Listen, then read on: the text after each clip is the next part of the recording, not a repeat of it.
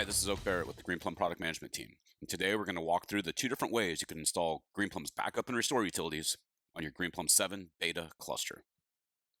I'll leave links in the description below of where you can download both the open source and the VMware Enterprise edition.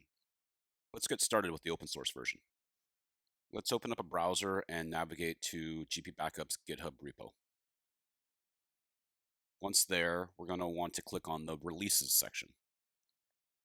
Version 1.27.0 is the version that supports Greenplum 7 beta.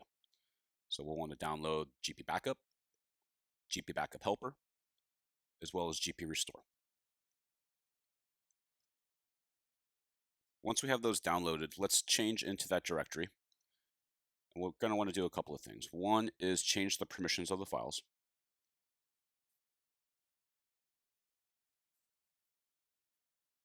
The second is zipping them up so it's easier to move them to our Greenplum 7 cluster.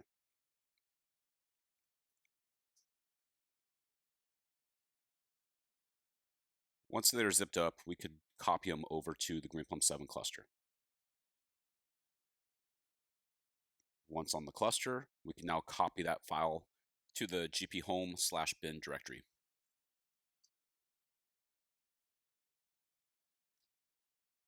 As you can see, there is no GP backup in the path.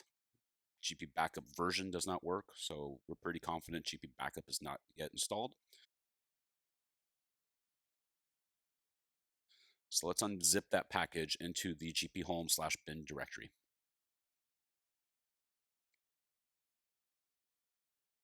All right, now we can check the path, which version. Let's run through a quick backup and restore to validate that this is now working.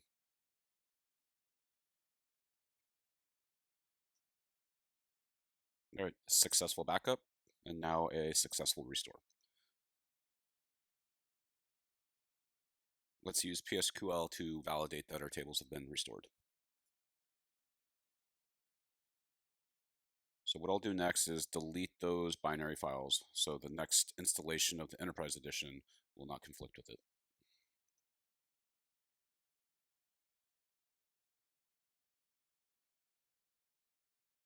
We will now go through downloading and installing the VMware Enterprise version of GP Backup and GP Restore. Go ahead and open up a new browser window and navigate to network.pivotal.io. Once there, you'll want to log in with your user account. Then navigate to the Greenplum Backup and Restore tile.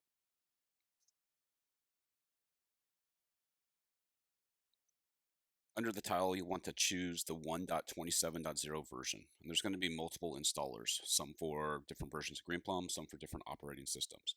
But for Greenplum 7 beta, we want to use the compressed tarball that's currently labeled Greenplum 4, 5, and 6.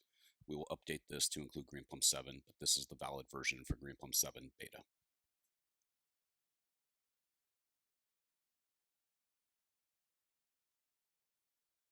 Once the compressed tarball has been downloaded, we're going to want to copy that to our Greenplum 7 cluster.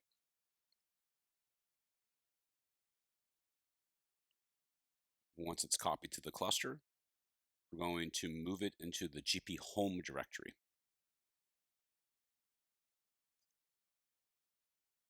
We'll now want to unpack that compressed tarball.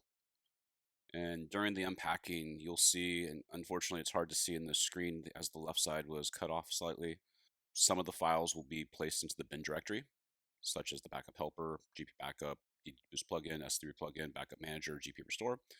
And there'll be one file put in the lib directory, which is a library to support the data domain DDBoost plugin. And now we should be ready to go. We should be able to find GP backup in our path. We should be able to find the GP backup version.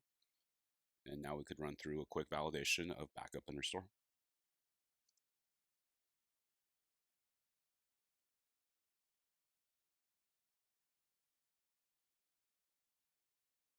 All right, a successful backup.